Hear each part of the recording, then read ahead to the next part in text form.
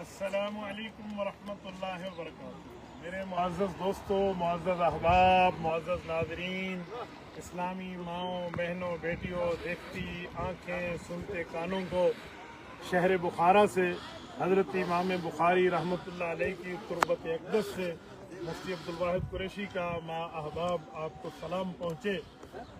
حضرت امام بخاری رحمۃ اللہ تعالیٰ علیہ کے مرکز اقدس پہ ہم موجود ہیں۔ پھر صاحب آپ اپنا کام فرمائیے۔ حضرت امام بخاری رحمۃ اللہ تعالیٰ علیہ کو رب کریم نے جو مقام، مرتبہ، درجہ، حیثیت اور ویلیو عطا فرمائی، اللہ رب العزت کا کرم، فضل، احسان، امتنان کہ رب کریم نے آج ہمیں یہاں ان کی خدمت اقدس میں حاضری کی توفیق عطا فرمائی۔ میں حضرت امام بخاری رحمۃ اللہ علیہ کی مرکز اقدس پہ جب موجود ہوں، یہ بھی ہمارے بھائی عبد المتین کو اللہ جزا خیر دے، میسج ٹی وی والوں کو، جن نے مکمل گروپ آرگنائز فرمایا اور یہاں تک ہم پہنچے، اور وہ تو ہر مہینے ماشاءاللہ بھیجتے ہیں۔ تو علماء کرام کے ساتھ ہمارا قمقموں کا ایک گروپ یہاں آیا، تو میں 2-3 باتیں آپ حضرات کی خدمت میں عرض کروں۔ حضرت امام بخاری رحمۃ اللہ علیہ کے ابھی قبر مبارک پہ جب ہمارے حضرات بھی تھے، علماء کرام بھی تھے، ہم امام بخاری رحمۃ اللہ علیہ کے لیے اصال بھی پڑھ رہے تھے، اور اسی طرح ہم وہاں پر حضرت امام بخاری رحمۃ اللہ علیہ کے پاس بیٹھ کے ان کی صحیح البخاری کے لیے پہلی اور آخری حدیث پڑھ کے اپنے ایک دل کی تسکین اور امام بخاری کا اصال ثواب جب کر رہے تھے، تو اس وقت میرے سارے علماء کرام کی آنکھوں میں آنسو تھے، اللہ اللہ کی صدائیں تھی، اور پوری ترتیب کے ساتھ معاملات بہتر چل رہے تھے۔ زید بھائی اگر آپ ادھر آ جائیے۔ اللہ رب العزت جزا خیر عطا فرمائے ہمارے ان سارے حضرات کو۔ تو بہرحال میں آپ کی خدمت میں ایک بات عرض کروں، اور بڑی عزت احترام سے، بڑے مقام سے، بڑے مرتبے سے، اور انتہائی ایک علمی انداز میں بات کروں۔ آج حضرت امام بخاری رحمۃ اللہ علیہ کی قبر اقدس پہ جب ہم حاضر ہوئے ہیں حضرت، کیسی کیفیت ہمارے اللہ تعالیٰ قبر پر اور زیادہ برکت نصیب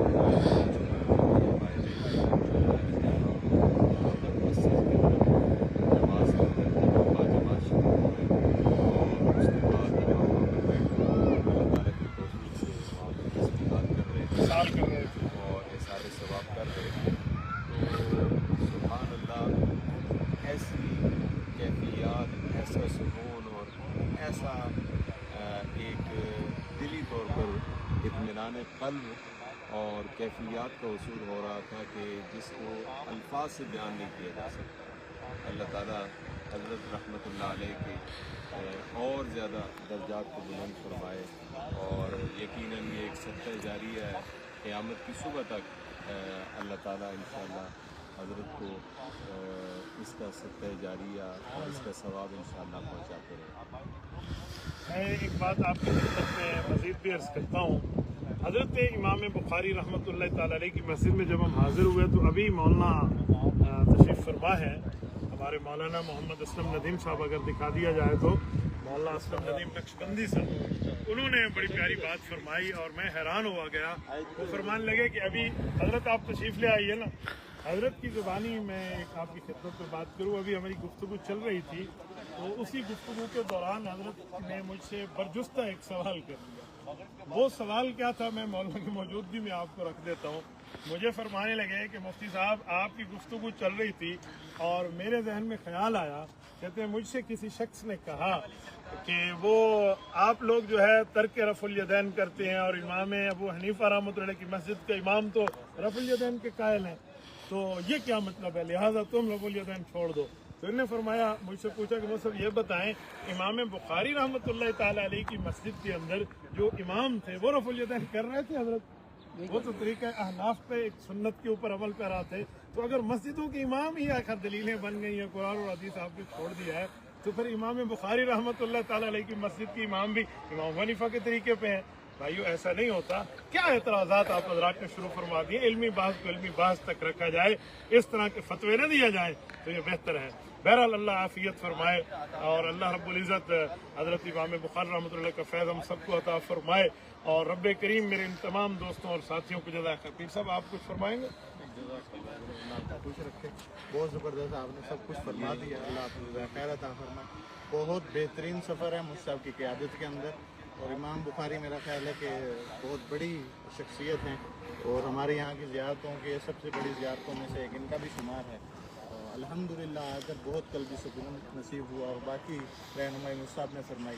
الحمدللہ اللہ پاک کا بہت کرم ہے. ابھی ہم چلیں گے حضرت امام ابو منصور ماتوریدی رحمۃ اللہ علیہ کی قبر اطہر ہے. تفسیر سمرقندی نام ہے حضرت بہت بڑا. اور اسی طرح پھر ہم جائیں گے اس عظیم صحابی رسول اہل بیت کے اس عظیم فرد, اس عظیم شخصیت حضرت عباس رضی اللہ تعالیٰ عنہ کے بیٹے شہزادے ہونہار شہزادے حضرت قسم ابن عباس رضی اللہ عنہما, جو رسول اللہ کے چچا زاد بھائی بھی ہیں, صحابی بھی ہیں, اہل بیت بھی ہیں.